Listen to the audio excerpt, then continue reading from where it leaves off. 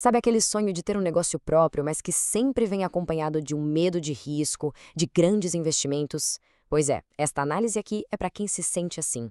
Nos próximos minutinhos, a gente vai desvendar os passos essenciais do livro do Clive Morton para criar um negócio individual, mas com baixo risco. Vamos começar com essa citação aqui que é bem poderosa. É mais que um convite, né? É um lembrete do potencial que existe por aí.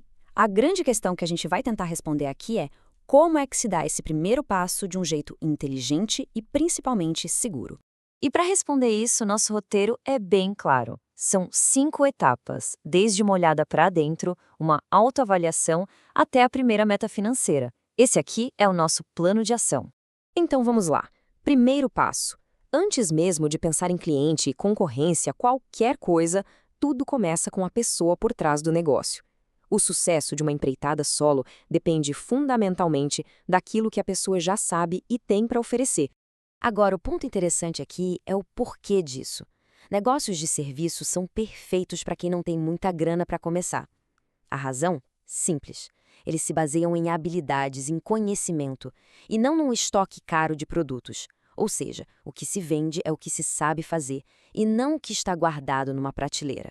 E para dar certo, o livro aponta algumas qualidades que são chave. Dá para usar essa lista como uma espécie de autoavaliação rápida. Ninguém precisa ser perfeito em tudo, claro, mas ser competente na sua área, ter autossuficiência, se comunicar bem e manter uma atitude positiva, bom, esses são os pilares para construir uma boa reputação. Certo, a análise interna foi feita, agora é hora de olhar para fora. O segundo passo é super importante. Entender onde se está pisando, sabe? Conhecer o ambiente onde o negócio vai funcionar antes de mergulhar de cabeça. Então, o que é essa tal de análise de mercado na prática? Não é nenhum bicho de 7 cabeças, viu? O lance é encontrar um cantinho único para atuar. Não se trata de ser o melhor em tudo, mas de achar um lugar onde suas habilidades específicas resolvem um problema que ninguém está olhando direito. E como achar essas brechas? Dando uma espiada. De forma ética, claro. É preciso ver o que os concorrentes andam fazendo. Olhar os sites, os preços, no que eles são especialistas. Mas o mais importante, e essa dica é de ouro, procurar o que eles não fazem. Aí pode estar a sua porta de entrada. Ok, vamos para a terceira etapa, que é uma consequência natural da pesquisa. Depois de conhecer o mercado, o desafio é descobrir como ser diferente, como se destacar no meio da multidão. E para isso, o livro traz uma ferramenta fantástica, o teste do e daí. As pessoas não compram características, elas compram benefícios. Um serviço pode ter uma característica incrível, mas é preciso se perguntar, tá, e daí? A resposta para essa pergunta é o verdadeiro benefício para o cliente. E é isso que vende. No fim das contas, a lógica é simples. O cliente tem um problema, o negócio é a solução. Pensa bem. Seja um encanador consertando um vazamento ou um designer criando uma logo, o que o cliente quer é o resultado, a paz de espírito, a solução. É fundamental deixar isso bem claro. Chegamos num ponto que costuma assustar muita gente: dinheiro. A quarta etapa é sobre colocar um preço no próprio valor. E aqui, a mudança de mentalidade é tudo. A gente para de pensar em receber um salário e passa a pensar em gerar receita.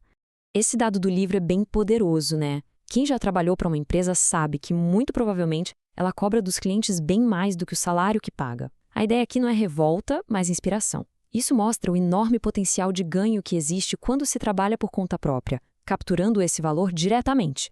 E, finalmente, a quinta e última etapa. Em vez de se perder em planilhas complexas de lucro, o foco aqui é numa meta muito mais poderosa e palpável para começar, o famoso ponto de equilíbrio, ou break-even.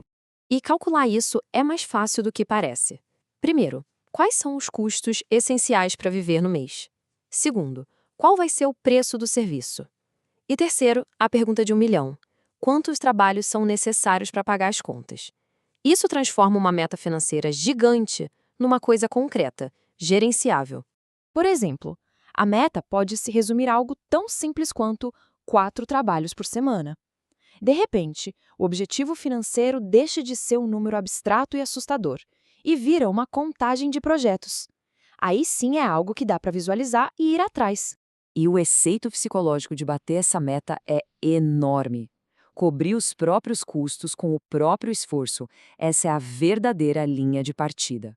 Dali para frente, cada novo cliente não é mais sobre sobreviver, É sobre crescer, lucrar e construir algo que é seu de verdade.